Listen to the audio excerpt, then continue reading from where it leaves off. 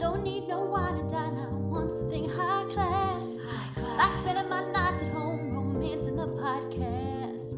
Take a deeper dive into these movies that are trash. Meet what's in a bookstore, and then we'll smash. Roll call. Todd. Paige. The other guy. Oh yeah, Mikey. What is this called? The Proposal. The Proposal, yeah. Or I Fucked an Intern the movie. It's a Mikey movie. Thank you for tuning into Romancing the Pod. I'm Paige Wesley. I'm Mikey Randolph. And I'm Todd Schlosser. And this week we watched The Proposal. Yay. My brain stopped, and man, you had to nail it for me. Thank you. No worries. We were having a conversation off mic before this that has left us all with so many questions. Oh, So yeah. We're 30 minutes into this episode. Haven't started recording. All right. this is going to keep me up at night. So I thought after last week's episode, we needed a fun, like, rom-com, and The Proposal was the first thing that came to mind because I loved and still love this movie. What do you guys think? So I think saw this once. It was probably close to around the time it came out, 2009, right? Yeah, it had been a while. I did not remember this movie at all. Like, I remembered the bare bones of it, but that's it. Yeah. I did not remember pretty much anything else about it, and I was pleasantly surprised. I enjoyed this very much. So, Mikey, was this the first time you had seen the movie? No. Okay. When was the first time you saw it? I saw it when it came out, Yeah? and I remember liking it, thinking it was cute and all.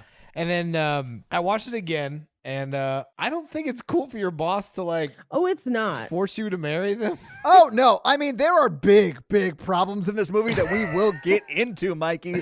No, I thought it was cute, but I think we've started running into some of these like fun rom-coms where they don't really even date at all until the end. We're like it's like they're separate and like the relationship doesn't begin until the end of the movie. Mikey, this movie Yeah. ends with him saying, I want to marry you so I can date you. So, yeah, I think what you just said is a very accurate assessment. Also, I think if you're going to get real judgy about someone dating someone they work with, you should not have your past experiences. Never a direct report. Have you ever dated a direct report after they were no longer your direct report? There it is. Under consideration from my attorney, he has advised me to take the Fifth Amendment. Proud to say I've never dated a coworker, not planning on doing it in the future. I have, and it is a mistake. I worked for a cookware company for 10 years and could count the number of straight male coworkers that I had on one hand. Right. So not a lot of opportunities for me, but my company now has a ton of straight male coworkers, but no, thank you. You're married. Yeah. Yeah. So just going to remind you that you'll never find someone as good as Jake. Yeah, So- that's true. It's hard pressed to find a coworker as handsome or more handsome than my husband. That's true. If you get divorced, I'm going after Jake. So deal with that. That's fair. Just allow me to cater the wedding. Okay, problems aside, Mikey, how do you feel about the movie overall? I feel like it's a good rom-com. Like, it's funny. Yeah. The main characters are charming. It's kind of like The Devil Wears Prada, but like if she had sex with her boss. I will argue that she does in Devil Wears Prada as well. It's just off screen. Hot take. Think about it. See, I do not super like Devil Wears Prada. I've also never seen it. Oh, I don't think she and Meryl Streep got down, but Oh, I'm sorry. Who were the main characters in it? Who did I just Anne insinuate? Hathaway and Meryl Streep. I would totally be down for that. Yeah, like I'll watch it. Oh, if man. that cut is out there along with the cat's butthole cut, send them my way. Oh but my God. like, I did not realize that was the joke I was making when I make it, but honestly, stand by it. She has a really mean boss in the movie, Todd. I got that. Yeah. I've seen The Proposal, so I know what you're talking about. Okay, let's talk about this. Do you really think it's possible to fall in love with your boss? Like, let's take the work ethics out of it. Yes. But do you think it's possible to fall in love with your boss if she's Yes. totally terrible to you for years No. beforehand? No. But if you spend every work day and like weekends and all that stuff, like say it's a startup mentality, it's like you're there 8 hours a day, 6 days a week or whatever. you're going to develop feelings for that person one way or another. You're going to love them as a person or like hate them as a person. yeah. It's going to be feelings you're going to develop, right? That's I feelings could real. definitely see love happening in those situations. Yes. If you have a nice, supportive boss who's like really supportive and nurturing and things like that, I could totally see it. Yeah. But let's say you have Sandra Bullock as a boss. So a hot older lady, yeah. Okay, I can She's see it. the worst. Oh, though. you mean like her character in this movie? Yeah. Oh, yeah, she is terrible. I will also say I feel like she needs therapy because she's been through a lot. I don't think she's at her core a terrible person. I think she is living out some trauma that is causing her to be a terrible person. Agreed. All right. Not everyone whose parents die turns into a total mean person. Well, but we also don't know what happened to her after. She was 16, so we don't know what happened to her after that. We Yeah. don't know if she ended up in the system. We don't know what happened in between that time and her present day. Yeah. I mean, I would argue that Ryan Reynolds has Stockholm Syndrome, and that's my mental health perspective. Ryan Reynolds is Belle from Beauty and the Beast, and there's nothing that can be said about that. That is just what it is. And then she takes out the rose, and she's like, this is your future, and the petals are falling off, and you have to do what I say, or it goes away. Yeah. Now, here's what I will say, because all of that's accurate. Yeah. I do think there's definitely a point in this movie in which he kind of turns the tables and starts advocating for himself. Yes. But I also think, were they not employer and employee, I do think they could be together. Ooh, okay. You're getting into some stuff we're going to talk about at the end. Are they still together part? Yeah. I agree. I think this movie's super charming, and I do like it. I just like tearing it apart a little bit. But I think this movie may have worked better if he was a writer and she was like the editor or whatever. Something like a professional, like they know each other and he knows she's mean in a professional environment, but is not her boss. Well, I think the only way to get him there was for her to be the boss. Like that's had to be the stakes. So I get it. Or he is her assistant, but he wants to be a writer, and the manuscript they're talking about is his manuscript. Honestly, I'm not 100% convinced it's not. Okay, I mean, that could be too. They don't ever say that. And I like it better that way, Paige. That's the reason I thought it, but yeah, that's not the way it's really positioned in the movie, but I wish it was. I am so enamored with Ryan Reynolds in this movie. I feel like he is like comedic timing, perfect. He looks like a golden god. He is just so funny in this movie, and it's unfair to have someone who's over 6 feet look the way he does and be as funny as he is. I hate him because I love him so much. I think the over 6 feet part is where it got kind of personal, but As a 5 foot, I'm going to say 9, but we all know 8 man. I am hurt by Ryan Reynolds' height and attractiveness and comedic timing. He is the total package. a couple years ago, Pete Holmes put out a comedy special where he talks about Ryan Gosling. And he's basically like, I don't want to have sex with Ryan Gosling. That's not enough. And I feel like you're like a step away from that with Ryan Reynolds right now. I don't want to have sex with Ryan Reynolds. I just think he's amazing. But if we ended up having sex, like I would. What you're saying is he's your Patrick Wilson. Yeah. Yeah, I could do worse, Paige. Let's get into this movie. Let's just can we stop talking about this? No, I need to talk about your romantic feelings for Ryan Reynolds forever. How much time do you have? Well, we've already been recording for 40 minutes. 41 minutes. I know. I'm sorry. I am sorry.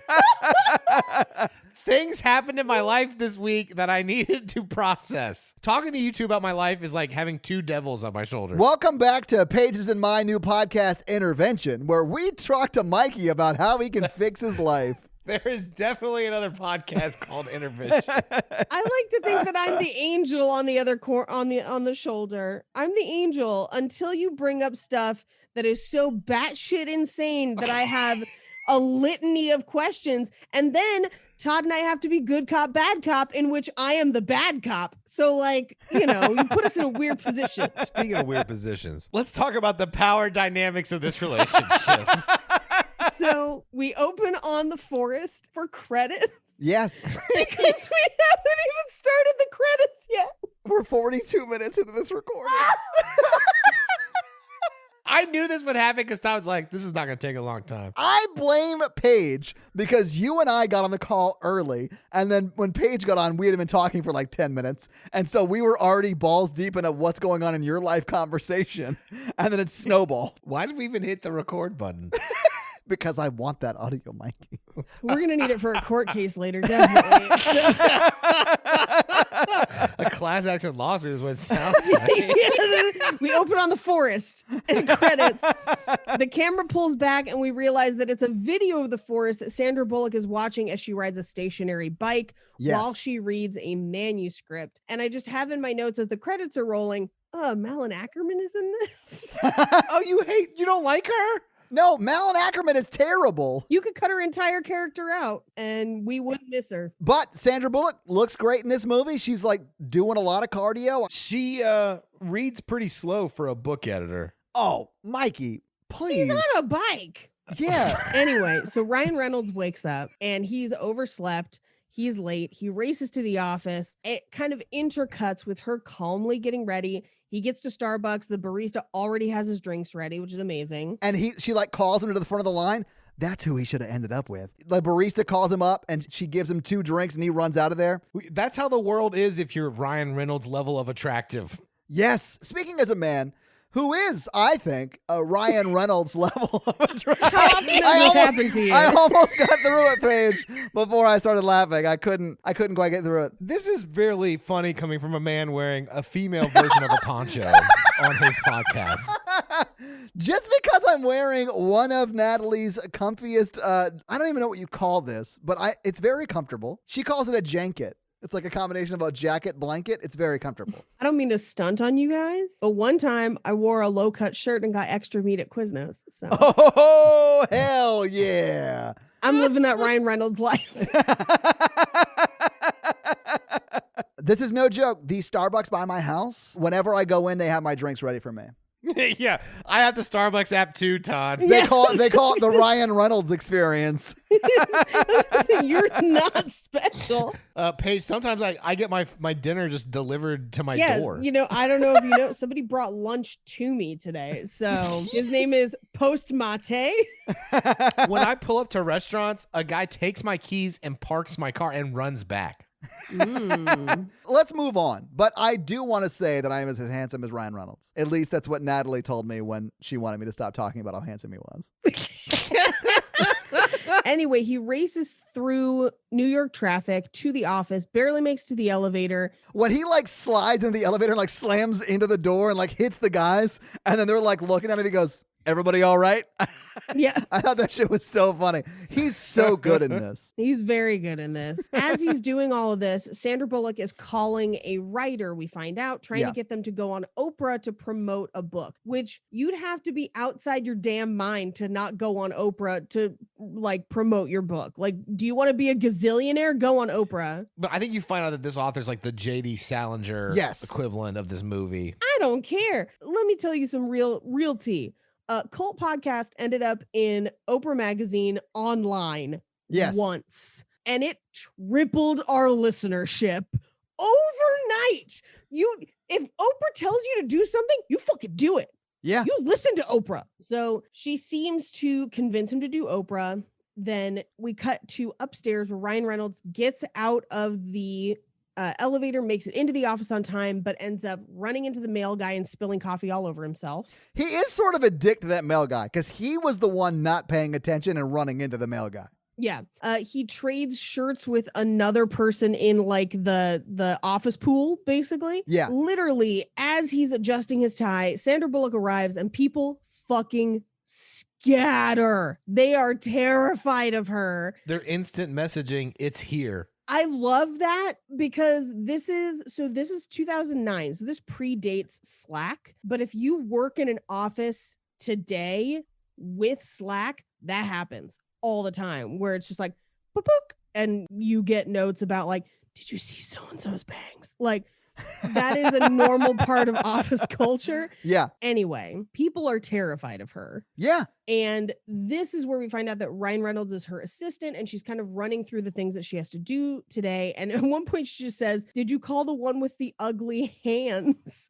And he says, "Yes." And then this is the first we hear that her immigration lawyer has been trying to contact her. Yeah. And then she basically is trying to cancel everything to finish that Oprah deal. And she's kind of dismissive and cold. And then she looks at the coffee cup she's drinking and says, "Who is Jillian and why does she want me to call her?"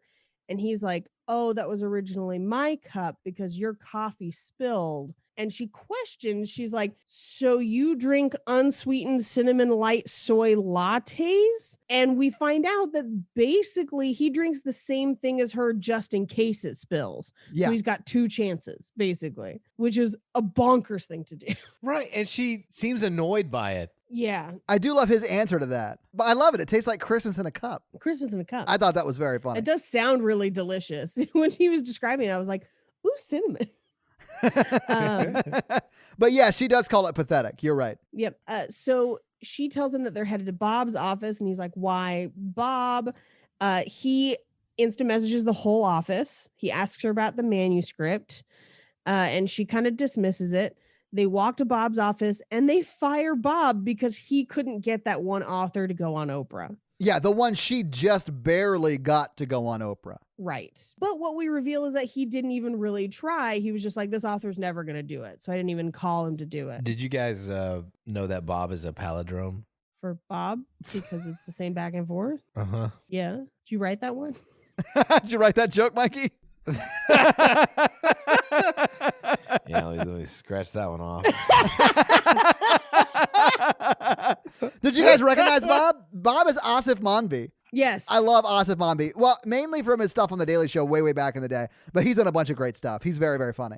You mean like Very when this funny. movie came out? Yeah, he was on the Daily Show when this movie came Yeah, out. he was. Yeah, absolutely. Oh man. But she basically tells him, "I'll give you 2 months to find another job, and then you can tell everyone you resigned," which, to be honest, is pretty generous. That's super nice. Yeah, with his resume, he could probably find a job at any number of publishing houses. Yeah. And probably take some of his clients with him and then tell people he resigned and no one's the wiser. But instead, they leave the office and she says, "Don't do it, Bob." And instead, he runs out and calls her a poisonous bitch. Yeah. And he goes off.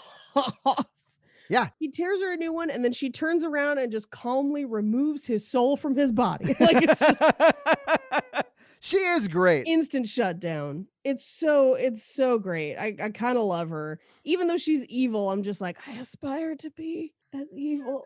It's great.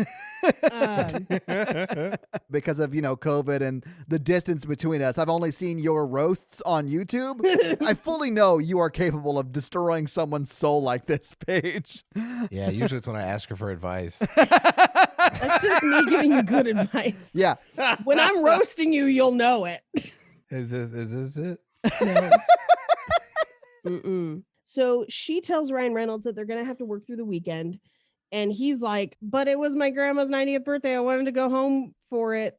And she's just like, "Oops." He's just like super accommodating to whatever she asks, even though he is clearly sort of annoyed with her. He's like, "Oh yeah, that's fine. I mean, she's had a bunch of birthdays. I'm sure she'll understand, or whatever." Yeah. And then he sort of consents. But we find out later that he lives in Alaska. So like he would have to have bought plane tickets probably month, 2 month, 3 months in advance to travel back to Alaska for a day and then to travel back to be back at work by Monday. Like, that's insane. When we get to fun facts, we can go over it. I've got pricing for the flights Awesome. and the time it would take versus the Yeah. amount of time they actually have there. Okay. So he calls his family and they are mad, understandably. Yeah. And she walks in on him talking to his family and she said, "Did they tell you to quit?" And he says, "Every single day." Yep. She's like, "Too bad." I do love that when she walks over, he's talking to probably his mom or whatever, because he does say, like, Yeah. just tell Dad it's not my fault. I have to work or whatever. And then he switches over to like it was a work call. I love that because he doesn't even look over. He just like feels her presence orbiting up on him and he like Yes. changes in an instant. It's so good. Yes. So We find out that the owners of the company want to talk to Sandra Bullock, and she says, come get me in 10 minutes. So she goes upstairs, and they're like, hey, remember when you wouldn't go to the Frankfurt Book Fair because of your immigration status and you went anyway? And she's just like, yeah. And they were like, turns out they're going to deport you over that because you're Canadian. And so they're denying your visa. You have to leave the country for over a year. And she's like, well, I could work remote. And they're like, well, if you're deported, you can't work for an American company. Is that true? I don't think that's true. I don't 100% know, but I don't think that's true. But it's also, this movie is 10 plus years old. Yeah. I'm sure now immigration laws are much laxer. It's all a plot device to get them to fall in love. I mean, I get it. It is, Yeah. yeah. Also, they're not writers, but they're very writer adjacent. Oh, you mean their jobs? Yeah. Yes. They're in the writing field. And I mean, print media is dead, so neither of them would have jobs anyway. So like modern day, this movie just wouldn't happen. Honestly, in 2009, this job was being phased out already. Yeah, They're like, you're getting deported and we don't need you anymore. right. But I hear Cracked is hiring. Oh, good luck. No, I mean, not now, but 2009. That was like when it was good. That's true. That's true. 2009 was peak cracked. If you wanted to have a job for another 3 to 4 years and then have your company tank around you, it's fine. You had Swaim. You had O'Brien. Yeah. You had Soren Bowie. You had all these industry titans of the era. And then they all departed to the winds. Yep. Now, Ryan Reynolds comes up to interrupt the meeting and he's like, hey, Mary called and I told her that you were otherwise engaged. And the fact that he used Yeah. the word engaged. it's And almost like you Mary. see- and Mary. Yeah. We see like a light bulb go off in Sandra Bullock's head. And she's like, come in here. But like motions for him to come in. And she basically tells her bosses like, hey, we're getting married. So no problem. Yeah, it's not a problem. Let's fix this. It's fine. It's fine. And they're like, we're opening an HR investigation immediately. Well, no, because she kind of blackmails them and she's like, we all know how easy it is to fall for our secretaries and assistants. Right, Edwin? And then looks at him and just says, LaQuisha? Which you're just like, poor LaQuisha, where does she work now? Like, Yeah, oh my gosh. she's a pawn that got thrown out of this company for some reason. Oh, man. But dude, I love Ryan Reynolds in this scene because he is just like, no. No. Like, it's so funny. He's so good. I hate him so much. But they basically tell her, like, that's great. Perfect. That would solve the problem. Just make it legal. So they go to the immigration office to work this out. And literally the office instant messenger already knows about it. Like, they start walking back downstairs and it literally says Margaret and Andrew are getting married. Yes. Yeah. Immediately. And she basically kind of goes on like nothing happened. They're walking to the immigration office and she's like, this is good for both of us. And he's like, I don't understand how it's good for me. And she's like, oh, like you were saving yourself for somebody. And he was like, kind of. And she basically says, if you don't marry me, they're going to fire me, which means that they're going to hire the guy that I just fired. And he's going to fire you, which means all of your work, all of the horrible things you've done to work for me, all of the horrible life you've led for the past 3 years will be for nothing. Yeah. And you will be left with nothing. Or you can marry me and we'll get a divorce and it'll be fine. But this saves your job also. Yeah, Yeah. you know, romance. Yeah, I would call this blackmail, but sure. So they go to the immigration office where she cuts the line, which is crazy. Yeah, not all of this is expressing her trauma, Todd. Sometimes she's just bad. I mean, that is true. Can you imagine? That's like cutting the line at the DMV. Right? Like, good fucking luck. They certainly would take you to a back room or you would get investigated by a cop, though, if you did that. And they literally are like, oh, we've been waiting for you. Come with me. Yeah. And their immigration representative, I guess, officer, is Dennis O'Hare. I love him. He's so good. He's so good in this movie. Well, he's been on 1.5 million episodes of Law and Order. He's always amazing. Yeah. And that he was the absolute best villain True Blood ever had. Natalie said the exact same thing. Oh, he's so good. That's my favorite season. But Yeah, also that's a just good one. as a villain, he's so good. But so he basically is immediately like, I got a question for you. Are you both committing fraud so she can keep her job? I like how he's upfront about it. Yeah. I love that. We find out that he's asking them because he got a tip from Bob, the guy that they fired. Yeah. And she says something horrible in this. There are some pretty racist things in this movie. This is one of them. Yeah. Where she's like, hey, no, we're just getting married. Just wanted to let you know so you can clear all this up and get back to the gardeners and delivery boys, which is Oh, Yeah. a I didn't even brutal notice thing that the to first say. time. Yeah. Yes. Horrible. Basically, he tells her that there's going to be a scheduled interview, and he's going to ask questions that a real couple would know, and they're going to interview their whole family. And if the answers don't match up, they'll be deported, and he could potentially go to prison. And so he basically is like, how about now? Do you want to confess that you're not doing it? No? Yes? And he covers for her. Yes. And he basically says the truth is that we're just two people who weren't supposed to fall in love, but we did. We couldn't tell anyone we worked with because of my promotion. It would be deeply inappropriate because she's going to be promoting me to editor. Yeah. Which is where he kind of turns the tables of like, oh, you're going to force me to marry you? Then I'm going to get something out of this. Yeah. I like that. I thought it was great because at first you're like, that Ryan Reynolds has no reason really to do this. I get the whole losing his job thing, but he could probably get a job somewhere else. You know, I hear Cracked is hiring in 2009. He'd be fine ultimately, right? Right. She has the most to lose still on that situation.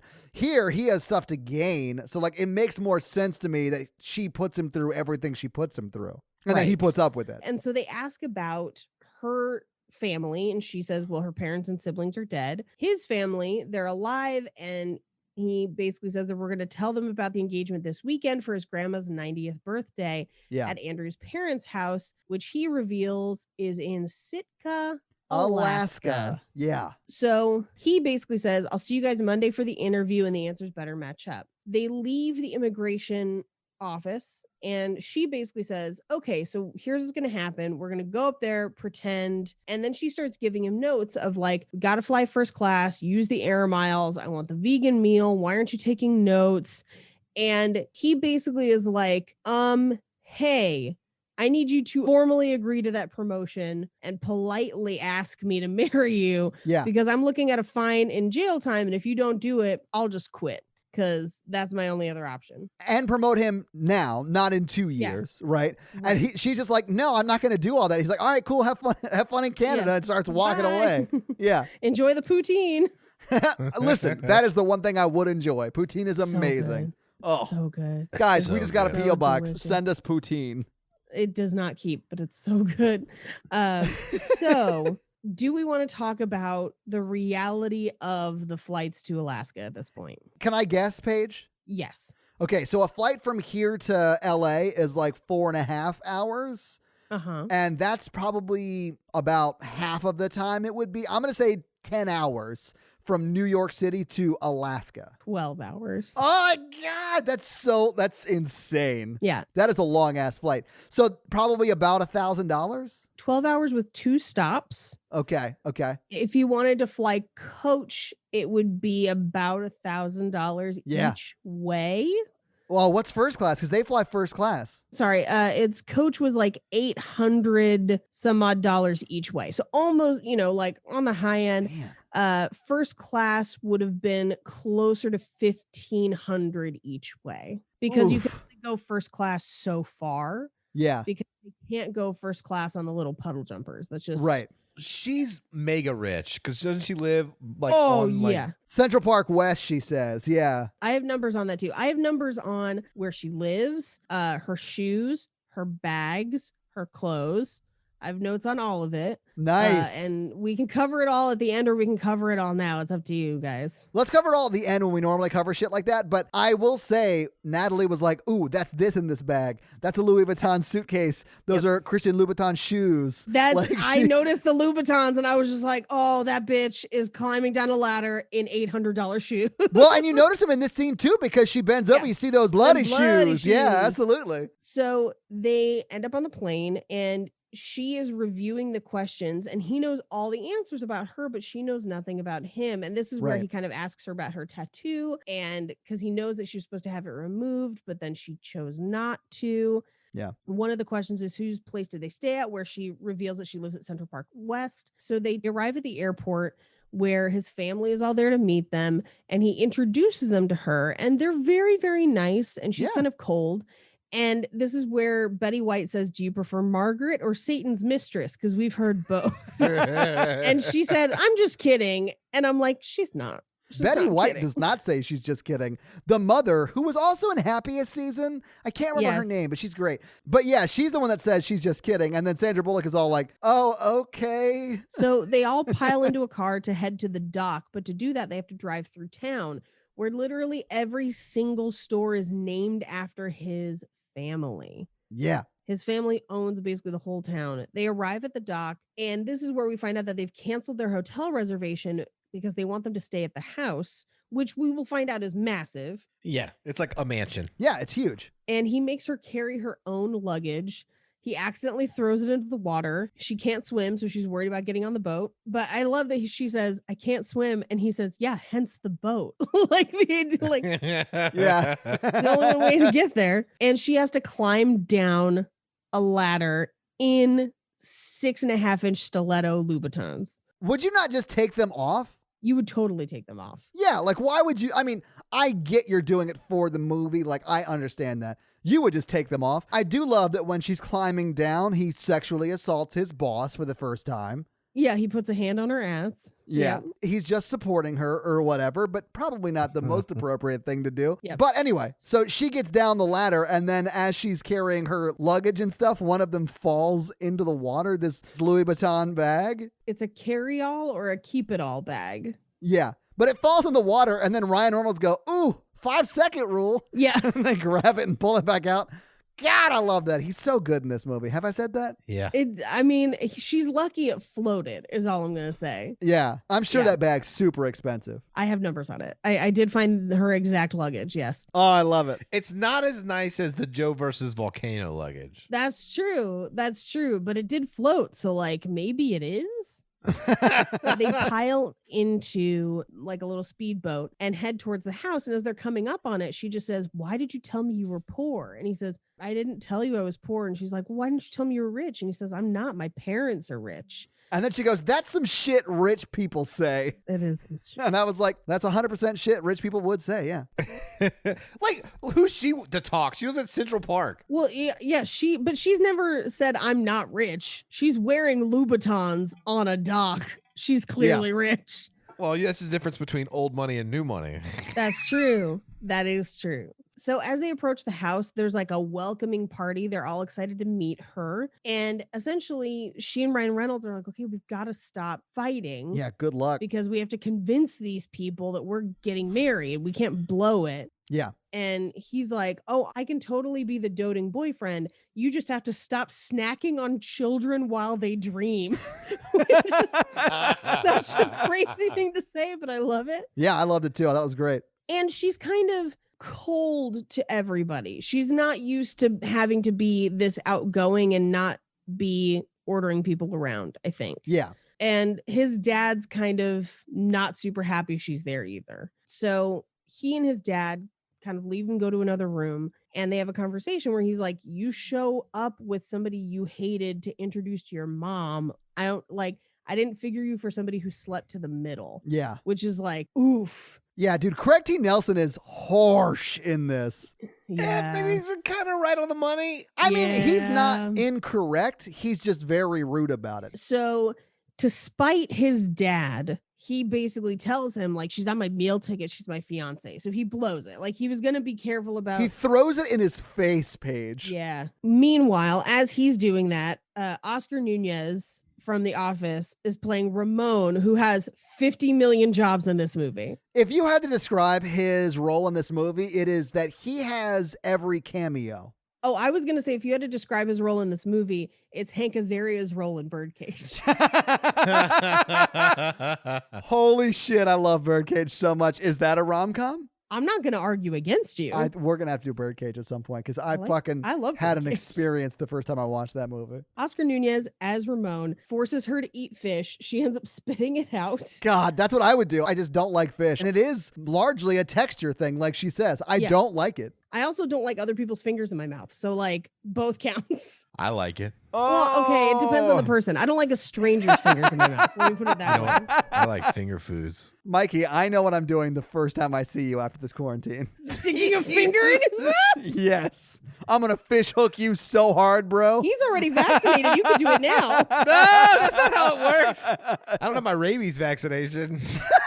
So he announces the engagement to everybody. Yeah. And everyone claps. It was clearly done for spite. They pour champagne, and then Malin Ackerman is here to have lines that have no bearing on the rest of the film.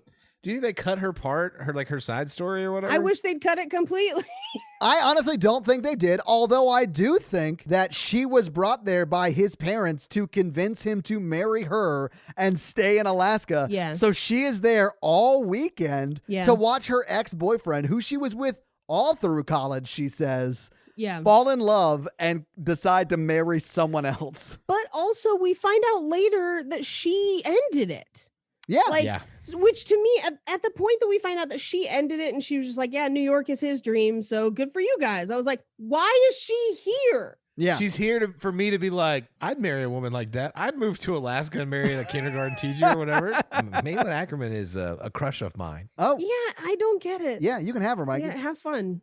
They try to get them to tell the story of how they proposed. Yes. And they kind of alternate telling a story that makes no sense. Where he's like hand cutting out confetti, standing and kneeling. It's like a whole thing. I do love that, like, she starts telling the story and it starts to make him sound sort of wimpy and emasculate him on some level. And then he takes over and then he's like, no, I was like, I did it like a man. It was like a man did it. And then she takes back over and like talking about the decoupage box that he made. And it's like with pictures of himself on it, which I was just like, she's describing the work of a serial killer.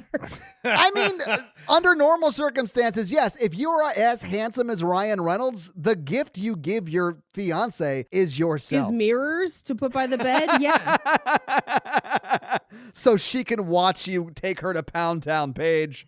It's all about the journey to Pound Town. And also the journey you play while you're having sex because oh, yes. Faithfully.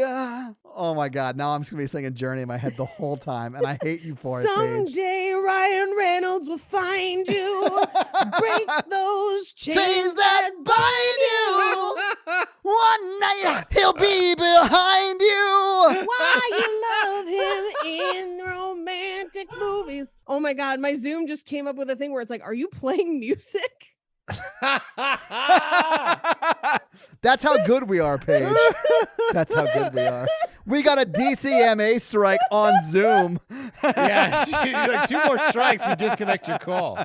Zoom just lowered a disco ball? I don't know what's happening. Is she playing air guitar? This is an audio medium. Anyway, they try to get them to kiss. First they kiss on the hand, and then they do just like a little peck. And then a guy in the crowd just goes, kiss her on the mouth like you mean it. And it was... He shows up at the end of the movie. He comes back.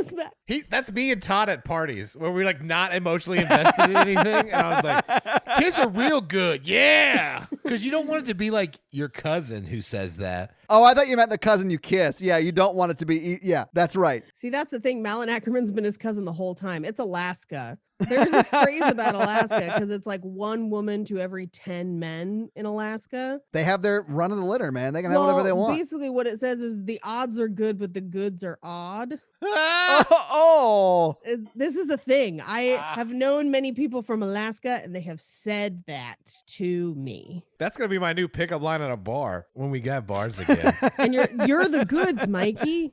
Yeah, that's what I'm gonna say. I'm gonna say if she like looks over at me and be like, the odds are good, but the goods are odd. I only have 1 testicle.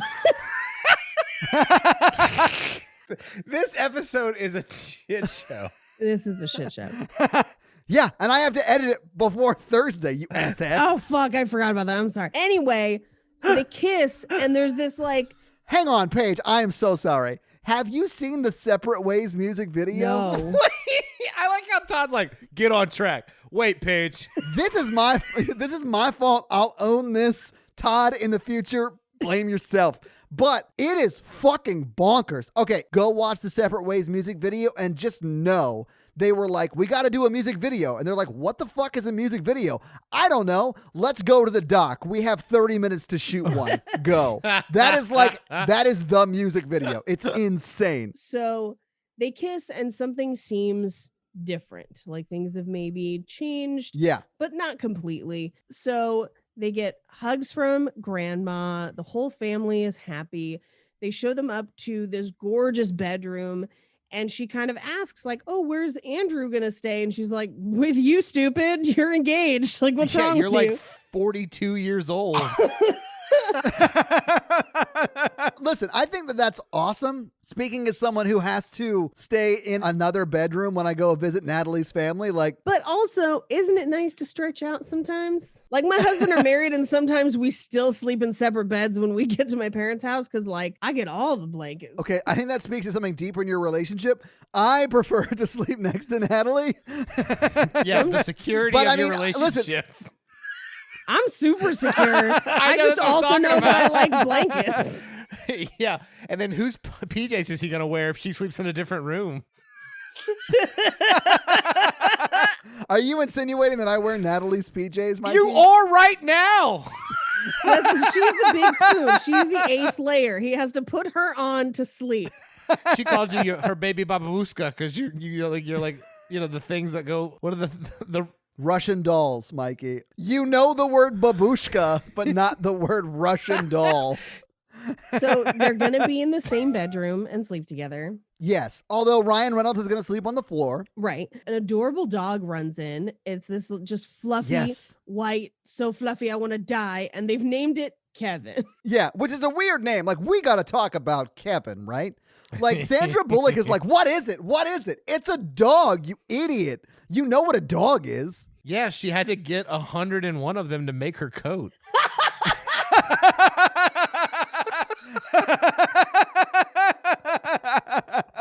Listen, she checks the boxes for Cruella de Vil, lives at Central Park West, is rich, has very expensive taste in clothing. Bloody shoes. Yeah, exactly. Mm-hmm. She is definitely the 2000 aughts of the Cruella de Vil. You know what her favorite skirt is? A poodle skirt? A poodle skirt face, yes! Bettie White tells her that they can't let the dog out. Oh, yeah. Bettie White's in this movie. How have we not talked about that? Oh, the fact that Bettie White is playing a younger version of herself in this movie, turning 90. She is great. I love Bettie White. I'm going to be sad when we lose her. She's an amazing, amazing person. She steals this movie. She does steal this She movie. does. I'm not going to be, I'll be sad that she's no longer with us, but I'll also be like, good girl, you need a chance to sit down. Yeah, she's honestly only gotten busier later in life, and she's been a working actress forever. Yeah. She's amazing. And she tells Sandra Bullock that they can't let the dog outside or an eagle will get it. Yes. And then gives them a quilt that has special powers. She calls it the baby maker. Oh, man. I love the way they handle that quilt throughout the rest of this movie. They don't want it to touch the bed. They're like terrified I know. of it. And Sandra keeps throwing it across the room. Yeah. I love it. It's so funny. So they say goodnight and they kind of start talking to each other. And Sandra Bullock is like, yeah, it seems like you haven't been home in a while. And he's like, yeah, I haven't really had vacation time. Yeah, you dick. And she asks him not to look, to basically close his eyes. He doesn't. What are your thoughts on if you're being forced to marry your boss, you get to see her naked? I mean, is that a rule? I feel like it's a fair trade-off, but I think consent is still important. That's true. The mitigating factor in all of this is consent. I mean, yes. everyone's blackmailed in this movie. Here's my 2 cents. If you have to marry somebody, you might as well have sex with them, right? It's not a legal marriage. It's gonna be pretty damn legal pretty damn soon. Unless you consummate it. That's debatable. I would say that people can definitely be married and not consummate it. But all I'm saying is like, why not though? Like, I get you. It's like when you like share a cab. Yeah, having sex is a lot like sharing a cab. That's right. That's fair. the meter's still running. What kind of sex are you having? I'm just saying, like, you're in an Uber pool. Like you're paying for the amount of time that they're there. Mikey, are you buying escort? No, I'm too cheap. All I'm saying is that if you're as attractive as Sandra Bullock and Ryan Reynolds in this movie, yeah, you probably would taste it a little bit. Taste what? The forbidden fruit, Mikey. taste It was the not forbidden clear. fruit. yes. And I was like, which body part is he referring? I was just thinking about our conversation about how Todd feels about Ryan Reynolds earlier, and I'm like, I bet he does want to taste it. I bet he does. Mhm. Listen, I am as straight as they come. Clearly, you're not. Sexuality is a spectrum, and you're on it somewhere. Yeah, that is something I have said, and I still stand by it. But Ryan Reynolds is very handsome in this movie. To deny it would be a lie. You would let him baby bird you. Out of his south mouth.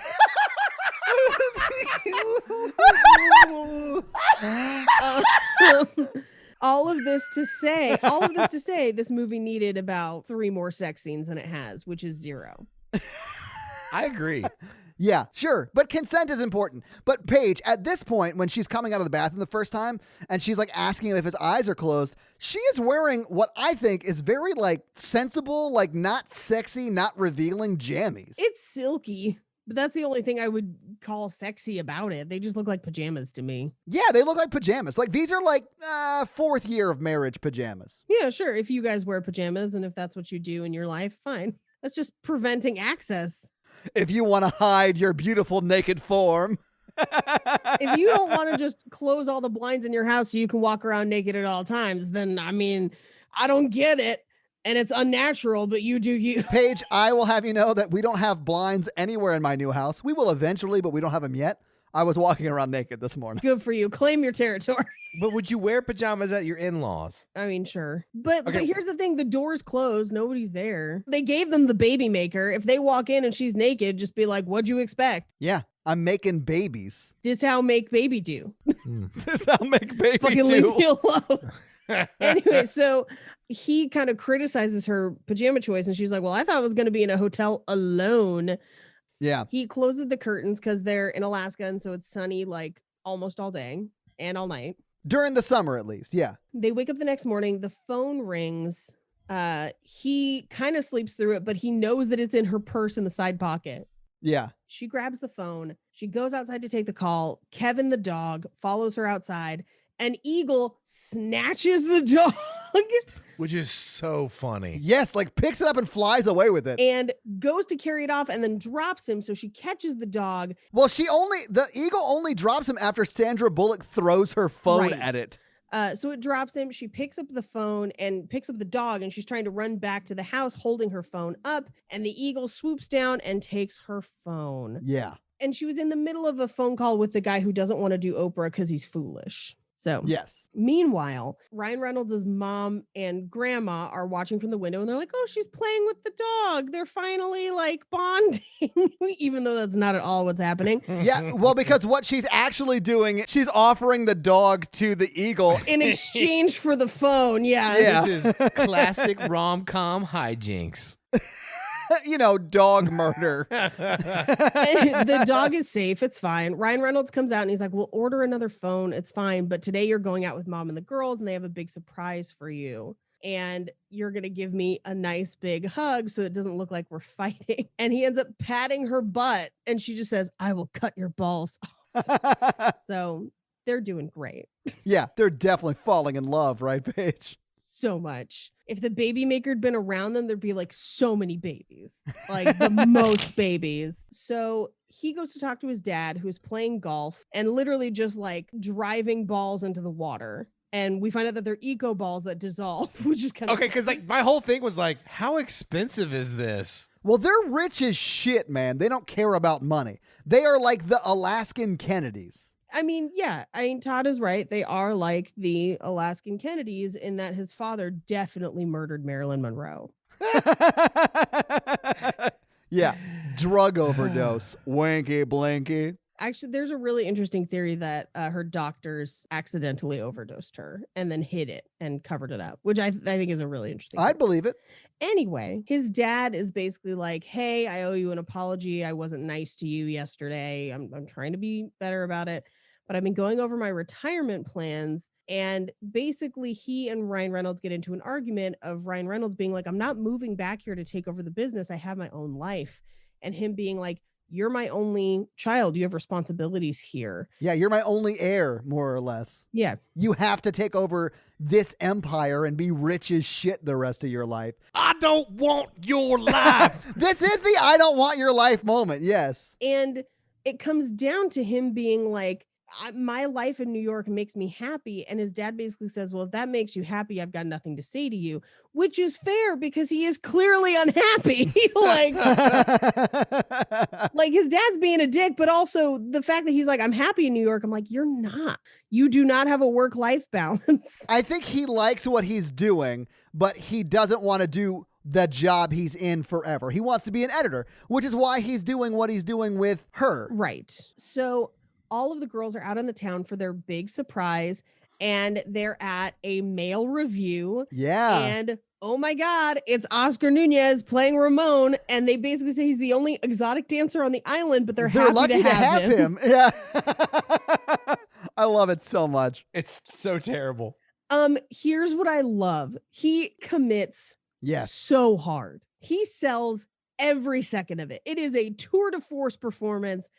He leaves nothing on the table. He leaves it all on the stage. And I am so, yes. I was just like, you earned it, man. Man, Paige has a type. No, not into it. Fully repulsed. But at the same time, would watch it again. All the faces he is making. Yeah. Amazing. There's no way he didn't practice this in front of a mirror for hours, and I am there for that kind of commitment. I don't think he practiced at all. I think he did one take. Honestly, he might. That would have been even funnier. 100% during the credits, those scenes were all improv, and his are the funniest. Did you guys not see his Magic Mike spinoff, Outstanding Oscar? Outstanding Oscar.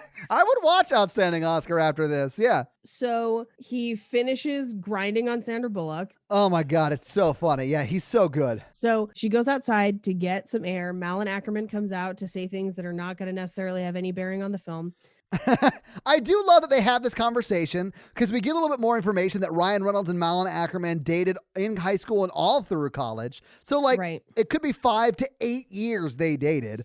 And then they sort of stop talking. And then you see the door open as Malin Ackerman goes back into the male review. And Oscar is on stage and Bettie White is on stage with him. And it's just like a nothing shot, but Bettie White is losing her shit. It's so funny. She's amazing in this movie. It's great. And the only thing we really find out from this scene that's interesting to the story is that he had proposed to her and wanted to elope to New York. So New York is his dream. That's where he wants to be. And this has now been corroborated by him telling other people and then her telling Margaret. Yeah. And we can also tell that Malin Ackerman still thinks he's a wonderful, awesome guy, right? Yeah. The only thing that this kind of was a little strange for me is that everyone establishes that he hasn't been home in 3 years. Yeah. But they don't establish how long he's been in New York. Everyone says 3 years. And so part of me is like, so are they trying to argue that definitely 35-year-old Ryan Reynolds is 27 in this movie? Yeah. And they're trying to argue that she's in her mid-30s. I guess. I mean, but they both look great. Like, whatever, man. Yeah. They're doing it right. Yeah. They're keeping it tight. I mean, they're gorgeous people. Yeah. They just look mature. I just feel like it's a weird, just say that he's been there for 10 years and only worked for her for 3. Like, whatever it is, it was just strange to me that they were just like, yeah, he's only been there for like 3 years. Well, he had to walk. He had to walk from Alaska to New York. Yeah, and he choke slammed like 3 kids on the way. He had to do it. So Ramon and Grandma have like a little thing where she's like, he really is the best. He was giving it all today, which is really funny. And they come back to the house where Ryan Reynolds is, for lack of other words to describe this, making an anger canoe. Yes. This is his chopping wood. It is his chopping wood, and this is not the first movie he chops wood in, or the only movie he chops wood in. That's true, because in Amityville, he does it as well. Yeah. We haven't done it on the horror version, but we've talked about it on the horror version. Men chop wood. That's how we process feelings or make canoes. Yeah. They do things with their hands with wood. Yeah. It's a masturbation allegory, Paige. Yeah. His mom kind of confronts his dad about like, what did you do? And he's like, well, I just had a frank conversation with him about the future. And then she's like, he'll never come home now. So this was clearly her plan all along, was for him to come out and for them to try and argue for him to come home. Yeah. I think that's why they invited Malin Ackerman. Yeah. And while they're arguing about it, Sandra Bullock is kind of overhearing it. Yeah. And his mom is basically like, you need to support the two of them no matter what, because I'm not going to lose our son, basically. Yeah. So she goes upstairs. She is in the shower. He comes upstairs while she's showering with headphones in, so he doesn't know. He walks out onto the balcony and gets naked. I don't understand that one, except that I want to do it. I mean, there's no one around. It's beautiful. Why not get naked in it? Gets super naked. Yeah. Except there are people around. Well, just that gardener working on that golf hole. The staff of dozens in the yard, just like, ugh. Oh, I found your balls up there. You'll need to add 4 strokes. So she is stuck in the bathroom because there's no towels. There's just a tiny towel. So she has to try and get out of the bathroom to get a towel. Yeah, the dog keeps her in the bathroom because she's scared of the dog or whatever. I don't know. She lures the dog into the bathroom. She closes the bathroom with the dog inside it. And then as she's running to go get a towel naked, Ryan Reynolds is naked and they collide. And you see like top to bottom collision of nakedness and then them slide to the floor with Ryan like on his back and her on top of him. That's it. That's sex. I mean, not far off. What you do is you stand across the room from each other, completely naked, run at each other and smash as hard as you can. Oh, Todd, what? You've never Red Rovered? Bed Rover is what it should be. Bed Rover. Bend that ass right over. I think we should at this point reveal that Mikey is single, ladies. I do like that she screams, "Why are you naked?" And he screams, "Why are you wet?" Which is pretty funny to me. He basically makes fun of her for being afraid of the dog because the dog is nice to him. He also basically says that he's seen her tattoo now. Yeah. Well, and everything else. Right. Well, you don't want to focus on that. You want to be like, I saw your tattoo. It's nice. It says Michael right over your nipple. Who is that? It's my brother who died in 9/11. God damn you for making us watch that movie, Mikey. God damn you to hell. Have you guys been thinking about it? Yes. So much. Non-stop. You're the worst. I haven't taken this janket off. Every morning I just go outside and I stare up into the sky and I'm like, why? My neighbors are wondering why I get up at 6:30 every morning and just walk out into my backyard and yell, why? Well, this is as good a time as any as to reveal that my parents watched it before the episode came out and both hated it. But then my mom texted me and was like, I think Pierce Brosnan knew. And I was like, what are you talking about? And she was like, I think somehow he knew that the towers were going to fall and that's why he sent them there. And I'm like, I'm sorry. Wow. Are you arguing that within this movie, 9/11 was an inside job and their inside man was Pierce Brosnan? Who throughout the whole movie has a real the wrong damn kid died vibe. All right, listeners, let's throw out this. Paige's dad was so upset about this movie. He DMs me on Instagram of being like, why would you like this movie? And I said, I don't. But now you understand why I made you watch it. I think, and this is a hot take maybe, I think Remember Me is like the It Follows of movies. When you see it, you have to give it to somebody else or it will kill you.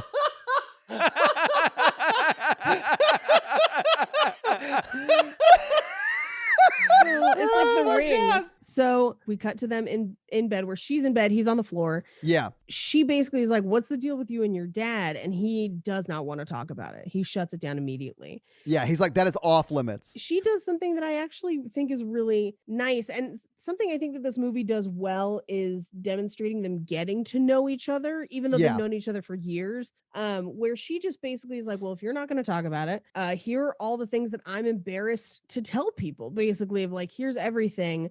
Where I like the Psychic Network. I took disco lessons. My first concert was Rob Bass and DJ Easy Rock. Yeah. all kinds of stuff. And she talks about that tattoo. And one of the things that I really like about this scene is the way it's shot is it's like they're on opposite sides of the bed, even though they're on opposite sides of the room. And I really, really like it. She's right, justified. He's left, justified. So it's like they're laying next to each other, even though they're in two different locations of the room. Yeah. It's cute. And they have good chemistry. They do. I think they do have chemistry. Yeah. They do. And he gets her to sing It Takes Two, which is the Rob Bass and DJ Easy Rock. It takes two to make a thing go right. It takes two to make it out of sight. Yeah. I love that song. Tough to sing. I know. I've been laughing so hard while we're recording this that it's hard for me to sing falsetto right now. Yeah. One of the things that she also reveals in this scene is that she cried after that guy called her a poisonous bitch. Yeah. So she's not impervious. She's not the ice queen that everyone thinks she is. It is a defense mechanism. And they kind of sing along together, and it's very, very sweet. Well, he does reveal that he was just trying to get her to sing it because he fully knew what song it was. Yes. And then they do sing it together. Yeah. It's cute. This is when he falls in love with his captor. Yeah. This is very much in the stage of, here's a beautiful library for you to hang out in, Belle. I like that we're talking about Stockholm Syndrome this week, and you guys have no idea what we're going to watch next week, and buckle the fuck up. Buckle up your oh shit belts. Paige has got a plan. Love a good movie threat halfway through recording. Movie threat is what this podcast should have been called. I'm going to make you watch this fucking movie. So we cut to the next morning where his mom is bringing them cinnamon rolls. So they have to scramble to get in bed together. He has a morning erection, which she's just like, ew, gross. And I'm just like, he's an adult person and it's the morning. It happens. But the funny thing in the scene is they don't really seem to know how to cuddle, which is pretty funny, where he's got like his arm around her head. Yeah. It's just clear that like they have never cuddled before, because you do sort of have to like learn how you fit in with somebody and like how you do all that. And she gets way too close to him. She's like laying on him. So his arm is like way over her head because she's too close. I thought that was pretty funny. It was pretty funny. And so basically his whole family comes in and they're like, hey, you guys should get married here tomorrow so everyone can be here.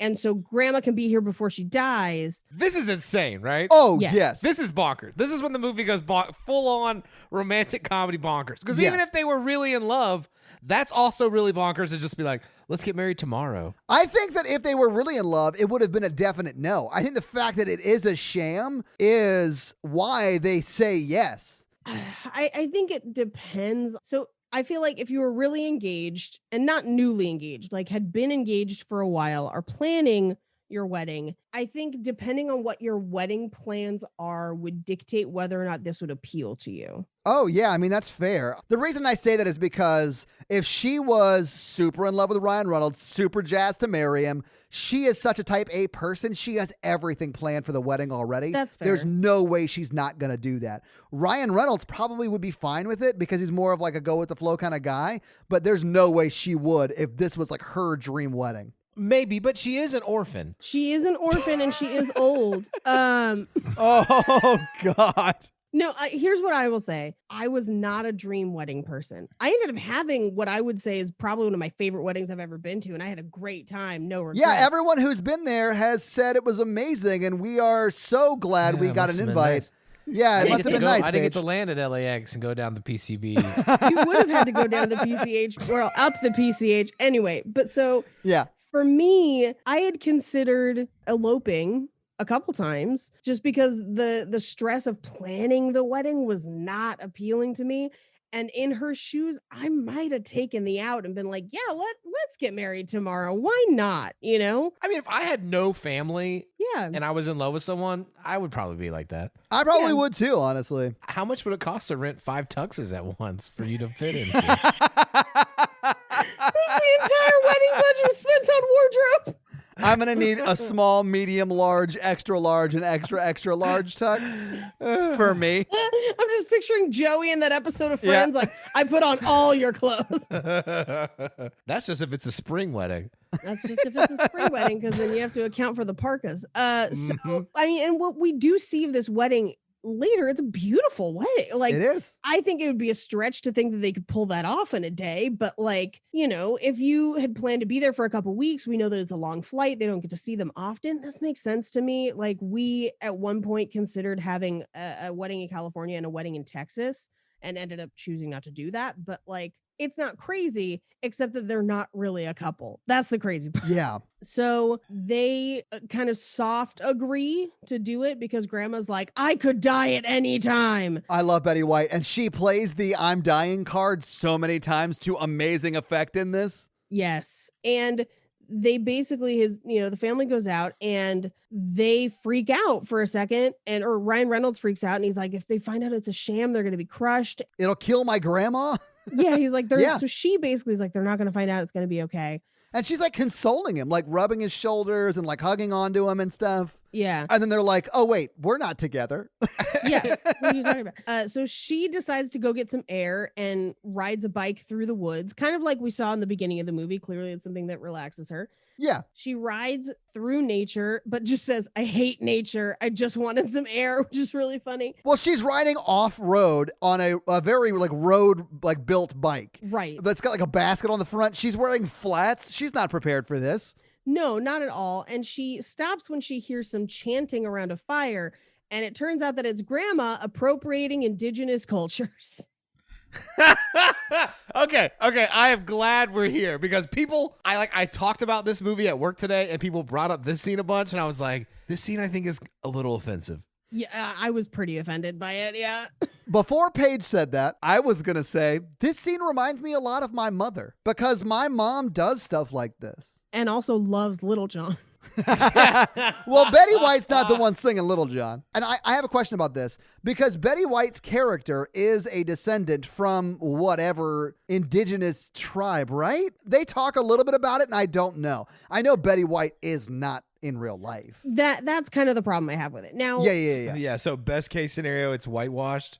Yeah. Yeah. The other thing, so it does mention that she's a descendant of whatever that tribe is, Yes. but it's not necessarily like these rites are not indicative of that tribe. She is not indigenous herself. These are made up traditions for the purpose of looking foolish. So I'm going to err on the side of this is pretty racist and has not aged well. And honestly, I don't even know why you need this scene in the movie.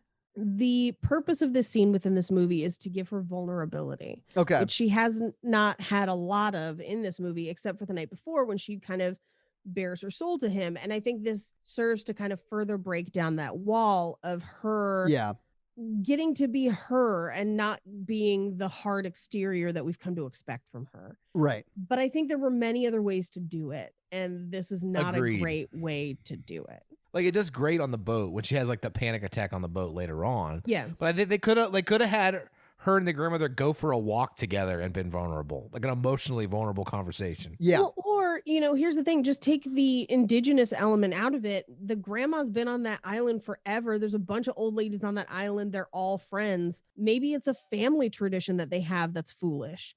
That is so easy and could keep the scene almost the same, and that's the difference. The reason I don't think you need this scene at all is only because the emotional moment they have at the dress fitting. Yeah. So that's why I sort of felt like this scene was just to get Bettie White, who is very funny, to get a laugh with her looking foolish. And I just don't need it, especially if in the context of the appropriation. I think if this movie came out this year, you would not see this scene at all. Right. But anyway, so they start dancing around this fire and Bettie White is chanting some whatever. And then It's supposed to help with fertility. Yeah. Sure. And then Sandra Bullock starts singing Little John, which probably also helps with fertility. Yeah. What? That's going to sound terrible, I think. Sorry. I know, but I can just grab it from one of his songs and drop it in, so it's fine. There you go. Are you okay with that, Little John? Yeah. I thought you would be. Little John, what is the abbreviation of Oklahoma? Okay. Nice. Okay, it's good to know. Good to know. Thank you, Little John. Thank you so much. Thank you. I'm not good at geography. Ladies and gentlemen, Little John, give it up for him.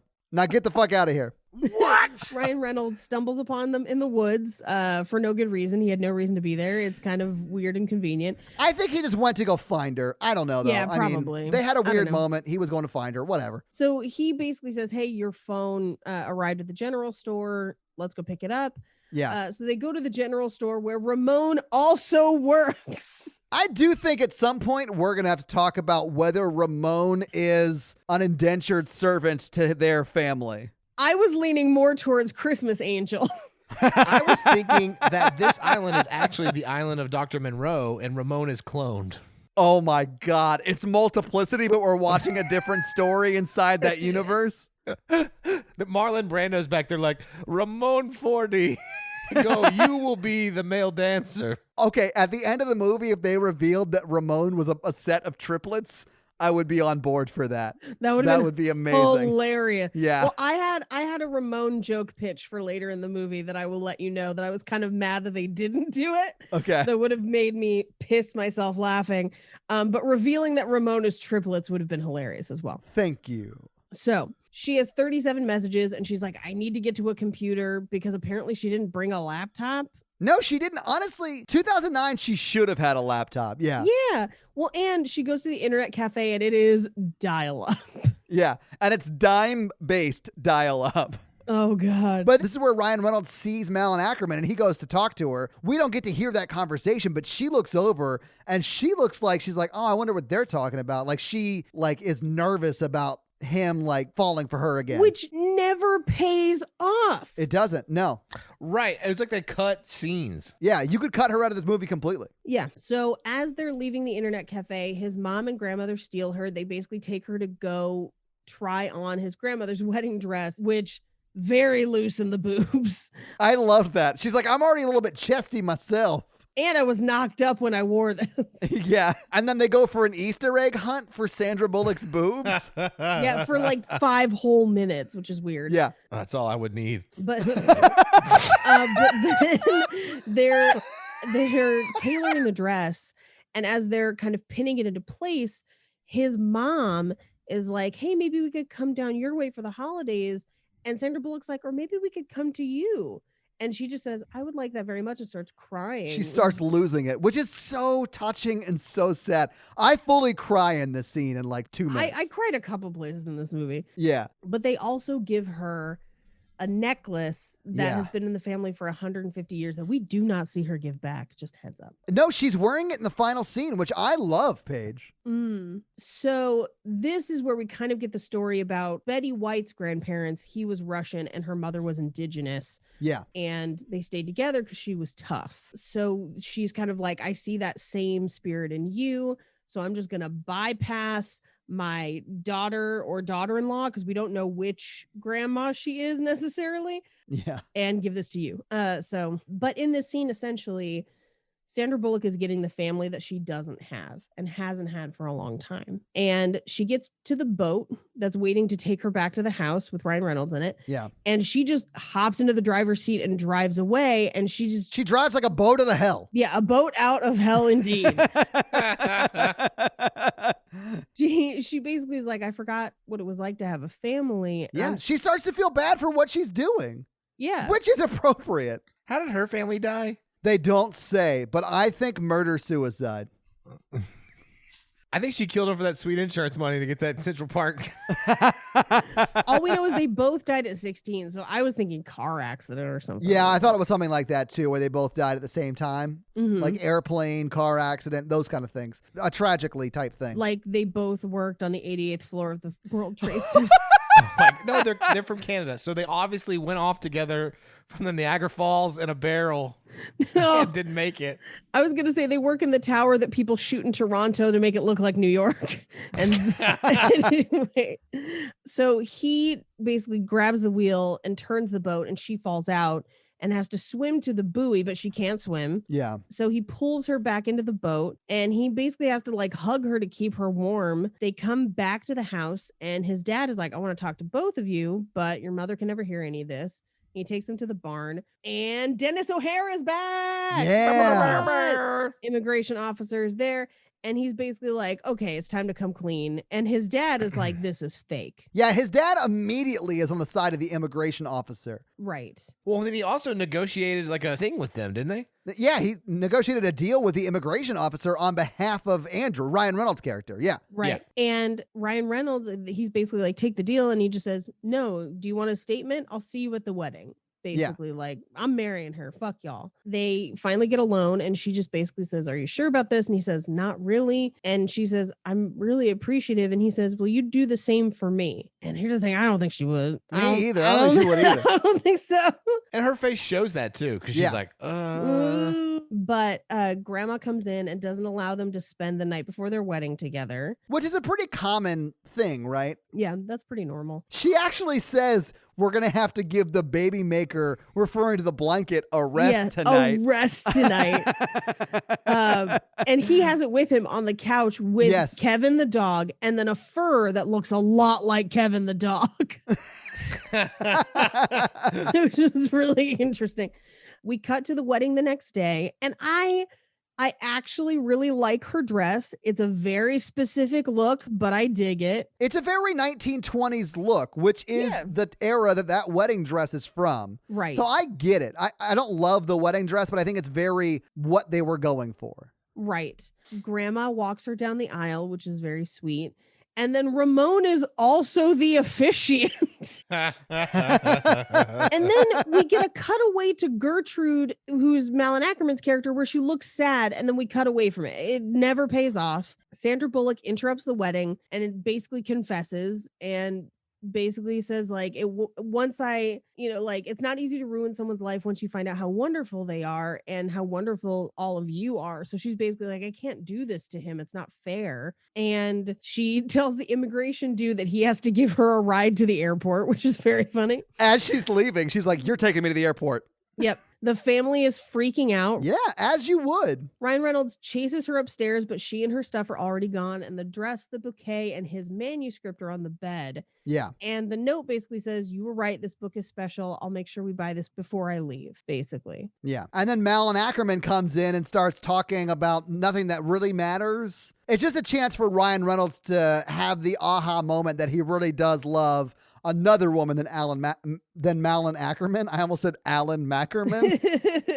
Which, honestly, if in this movie Malin Ackerman was played by a man named Alan Mackerman, it wouldn't change anything. It wouldn't. You would just have him be his best friend. She literally serves as a person for him to shout his feelings to, and then she just goes, so you're just going to let her go? But that could be anybody. That's what I'm saying. Anybody. Yeah, it doesn't have to be a former romantic interest. I think we need to go back. Did you guys notice what the book was on the bed? No. It was Twilight. God damn you, Mikey. God damn you to hell. So we cut to the boat where Dennis O'Hare and Sandra Bullock are headed back to the mainland, basically from the island. Yeah. And she says, so what now? And he basically says, well, now that you're leaving voluntarily, it becomes civilized. You got 24 hours once we get back to basically clear out your stuff and head to Canada. Ryan Reynolds decides that he's going to go after her, and Grandma has a heart attack. Well, because Coach, his dad, is like, no, you're not going to go after her. You can't do that. You got to live your life or whatever. And they just start fighting over that. And then Bettie White, who is like the whole movie playing like hella 4D chess, she's like, okay, I've got to get my son and his son to like be friends again and get them to the airport. So how I do that is fake a heart attack, and then they all get in an airplane and go to the hospital. They airlift her, and this would have been my other pitch, is that Ramon is also a doctor. Like, he's an off-duty EMT. Yes, or the pilot. That would have been really funny. This would have been a good cameo for Dusty Jones. When Jamie smiles, Jamie smiles. Anyway, so they airlift her. So she makes Coach say that he will support his son. Right. She makes Ryan Reynolds say that he'll try harder to be a member of the family. Right. And then they both agree to that. And then she goes, then I'm okay to let the spirits take me. And she lays back and pretends to die. And then she's like, well, I guess they don't want me, so I'm fine. We don't need to go to the hospital. Let's go to the airport. And then everybody's like, ha, ha, ha. Well, they're rich as shit. They don't have any repercussions for this. I'm talking about emotional repercussions for faking your death and run around your family. Oh, yeah, that's also a good point, Mikey. That's her son or her daughter who just watched her die. Yeah. Well, they get to the airport where the plane is already taking off. He calls the flight tower, who's the guy that was like, kiss her on the mouth like a man. And he's just like, no, can't do anything about it. Yeah, they've already taken off, dog. Which is oddly the most logical part of the movie. So much. I was like, finally, a movie where the plane takes off. Well, that's not fair. The planes took off in Remember Me Too, Paige. No. We'll see you next week. I love Coach's confusion in this scene where they're like, she never would have left unless she loved him, which is irrational. And I do love that Coach is like, I don't get it. What? Because I don't it's not understand. logical. no, it's not. But back at work the next day, she's clearing out her office and no one is helping her because she was a colossal bitch. Yeah, because everyone sort of hates her. Yeah. But basically he makes it back to the office and he's panting and she says, why are you panting? And he says, because I've been running. And she just says, from Alaska? Because that would be ridiculous, Paige. Cut to the writer for The Lucky One is like, I have a great idea. Don't you talk about Nicholas Sparks like that. But he basically, this is where he gets his speech of like, I hated you, but I have learned to love you over the past couple days, which is really strange. And I think I want to marry you because I want to date you. Yeah, which is Yeah. a lot of red tape to go on a couple dates. And Oh, yeah. before they inevitably break up because they are very mean to each other. I cannot even imagine marrying someone just to start dating them. That's crazy. Mikey, with your commitment issues, are you serious? I mean, I guess it would be like flooding if you're doing like systematic desensitization on like fear of commitment. But I mean, Well, still. you could also be like, well, this has to work or else I'm going to lose half my money. But sometimes, Mikey, losing half your money is worth it. And really, it's all about the friends that we fingered along the way. Oh, my God, you son of a bitch. So I'm going to anyway, leave that in. No context. she basically kind of pushes back and she's like, I'm comfortable being alone. I think we should forget it all and leave. That'd be easier. And he basically says, it would be easier. And I like that what she says is, I'm scared, which is, again, vulnerable for her. Yeah, so I Right. cry in the scene where Bettie White is like, I want you to have this necklace. Mm-hmm. It was my great-grandfather's. He gave to my great-grandmother. I want you to have it because you're in our family now. I cry in that scene. Mm-hmm. And then I cry here because she is like, I think this is like the first time she's like super honest with herself about how she's feeling about something. Yeah, agreed. And he gets down on one knee to propose. They're engaged again for real. So we cut to the immigration office where Dennis O'Hare, bringing it home, he basically says, one wrong answer and I'm going to take you down. And he says, let's do it. And we go to credits where we then watch their answers, which are largely wrong. Yes. They would fully fail this quiz. But also, she would fully still be deported. Yes. I mean, I would assume so. Yeah. In real life. Right. Yeah. But I mean, Oscar Nunez is the best in the outro credit stuff. He's amazingly funny. First of all, why is he on the mainland? Like, why is he in New York? Why is he being interviewed for this? Oh, because none of that matters. It's nonsense, but Yeah. Okay, stop asking questions. But it's amazing. It's very funny. And that's the movie. The movie. Yes. All right. So having seen it, having talked about it, give me some final thoughts. What do you guys think? I like this movie. It's fun. Some parts of it haven't aged well, but if you're looking for just a general run-of-the-mill rom-com, it's fine. Needs more boning, but other than that, it's good.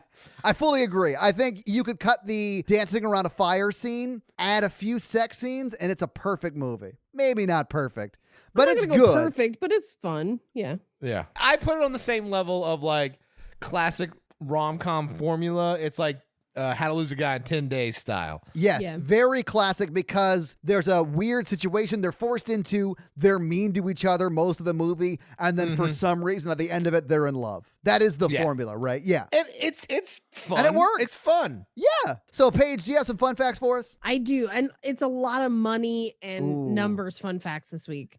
Money, money, Yeah. money, money. Money. Yeah, do it. Give us that money fun facts. All right, so let's start with her apartment. So Central Park West apartments on the Upper West Side. There's condos, apartments, and co-ops. Apartments are going to start around $5,000 a month. That's actually not as bad as I thought. I bet they're small as shit, though. Yeah, that's the low end, but it could go all the way up to $28,000 a month. Jesus, that's insane. So like if you wanted like a condo, like a fancy condo, 28 grand a month to rent it. The nuts. median was about 12. Like Ugh. $10,000 to $12,000 a month. Right. Yeah, it's bonkers. It's so much money.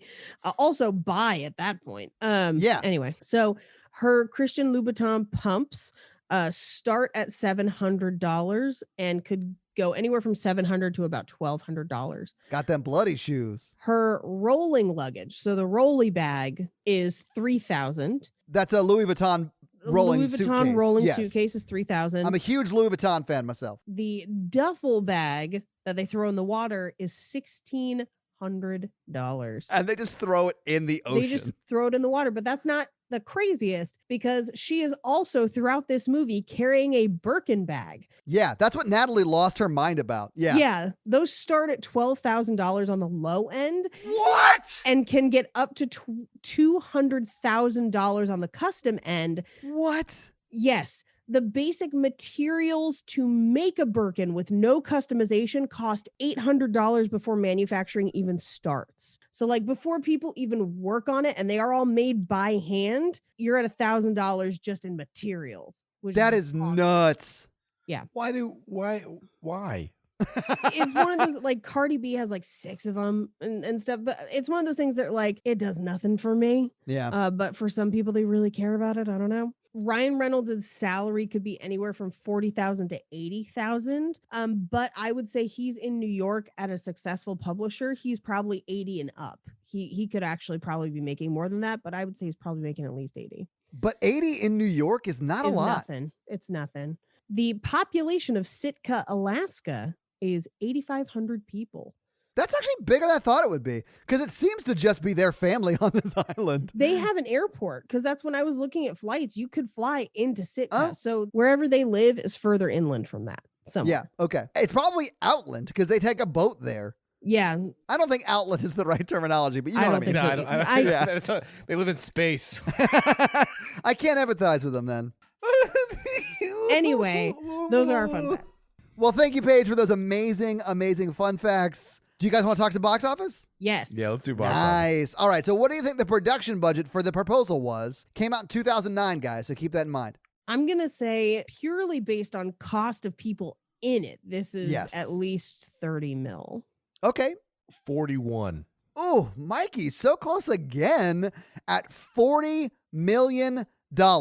Damn. That's my 40 mil. mil. 40. You should have. You overshot it. So this movie came out June 19th, 2009, and didn't feature the World Trade Center collapse. And it was up against other movies like The Hangover, Up, Star Trek, Night at the Museum. So what do you think it made its first weekend out? I think this probably made at least 10 mil its first weekend out. This movie was a big deal. Everyone loved this movie. Yeah. Mikey, what do you think? $23 million. It made $33 million. Wow. Its Wow. first weekend out. It was number 1 that weekend. It beat The Hangover, was number 2. It beat Up, that was number 3. It beat Year One, that was number 4. And it beat The Taking of Pelham 1, 2, 3. All those movies are all Tello. Yeah. I mean, The Hangover was a big movie, guys. It was. I remember seeing Year One that week and it was terrible. Yeah, The Hangover was in its 3rd week, though. And Up, which is also a great movie, was in its 4th week. So it was down. Yeah, it was. So its real first week competition was Year One, which is not a good movie. So it obviously crushed it. So it made $33 million its first weekend out. What do you think it made in its total domestic run? Total domestic run, I'm going to say 80 mil. All right, Mikey, what do you think? 112. All right. This movie was a smash hit. Some might call it a big titted hit. It made $163.9 million domestically. That's like action movie money. That's Yeah. nuts. It made a lot of money. Guys, it made another $150.7 million internationally for a total of $314.7 million. That is wild. Yeah, it's pretty That's nuts. So much money. And then it went on to make another 114 million in domestic DVD and Blu-ray sales. Oh my God. It's worth that 40 mil then, apparently. Oh, Well, I yeah. guess So so. they made a ton of money on this movie. Damn. But that is your box office. So do you guys think they're still together? No. No. I don't think so either. I honestly think Sandra Bullock needs to go to therapy. Yeah. I think she's got some trauma that she needs to work through. Yeah, I mean, I'm going to say this. I don't think it's impossible that they're together, but I think there'd have to be a lot of work for that to work out. Yeah. If you want to live in a world where you believe these two people can make it, that's fine. But it's probably not going to work out. Yeah. Yeah, so this week I made you guys watch The Proposal, and honestly, you're welcome. Paige, I think it's your week next week, right? Yeah, it is my week. So what are you going to make us watch? Well, we're going to be watching the 1980s classic Overboard. You love Kurt Russell so much. Oh my gosh. I do, yes. but more because that movie is bonkers. And like, if you thought we were talking about Stockholm Syndrome this week, a woman with a head injury is kidnapped and forced into domestic slavery. And it's a fun rom-com featuring Kurt Russell. We're all supposed to think it's okay because it's Kurt Russell and he's hot. I'm here for it. Exactly. So your homework next week is to get wine drunk on a boat with Kurt Russell, do some chores for him, and watch Overboard. Not the new one. The 1987 Overboard. I watched it for the first time on Thanksgiving because it was playing on TV that morning, and why not? Yeah. And I was like, this is nuts. We got to do this one. And it's been requested in the group a bunch. So we're doing Overboard. Well, awesome. I can't wait to watch it, guys. So, Mikey, do you have a review for us to read? No. Well, while you look for a review, let me tell them how they can have their review read on the podcast, and that is simply to leave us a 5-star text review and leave a little text so Mikey has something to read so he can read it on the podcast. You guys know the deal. Mikey, who are you going to read this time? CG313. Oh, I actually know CG313. She's in the Facebook group. Oh, nice. Yeah. Okay. She said it's a must listen, Yeah, it is. which is hyphenated, I guess. It is in CG's mind, and that's what we're going to go with. I am not in a place to know if that's wrong. Same. So I followed these guys from the Horror Virgin podcast, Yeah. and they're just as hilarious on this podcast as they are on that one. Wow, that is a very high compliment because I happen to know for sure that the horror version is hilarious. Their conversations on romantic comedies are equally insightful and hilarious. Even if your enjoyment for romantic comedies has weakened over the years, like me, I listen to new episodes the day of release. CG has not been lucky in love, it sounds like. Well, look me up if you want to continue that streak. The chemistry between Paige, Todd, and Mikey is better than Richard Gere and Julia Roberts, which sets the bar pretty low. It's the feel-good romantic comedy podcast of the year. 5 stars. Well, CG, thank you so much for that amazing 5-star review. We really appreciate it. And if you want to have your review run on the podcast, leave us a 5-star review. So, yeah, guys, if you like this power throuple that we have here on this podcast, make sure to check out our other podcast, The Horror Virgin. And that is the only other podcast that Mikey and I are on. But Paige gets around, and she is on 2 other podcasts, Black Card Rehab and Cult Podcast. So guys, definitely check out those because they're amazing. If you want to follow us on social, we are at Romancing the Pod Show Yes. on Instagram, and we are at something else on Twitter who I just have never taken the time to learn It's just Romancing Pod Show because they have a character limit and it's show SHO like Showtime. So guys, check that out as well. And if you want to follow us all individually, Paige is at Rampage Wesley everywhere, including TikTok, except for Twitter, where she is at Paige Wesley. Mikey is at MRandolph24, and I am at Todd J. Awesome everywhere. And guys, we got a P.O. box. So if you want to send us some love letters or whatever you might send to a P.O. box, it's actually not a P.O. box. It's like a regular street address. It's pretty awesome.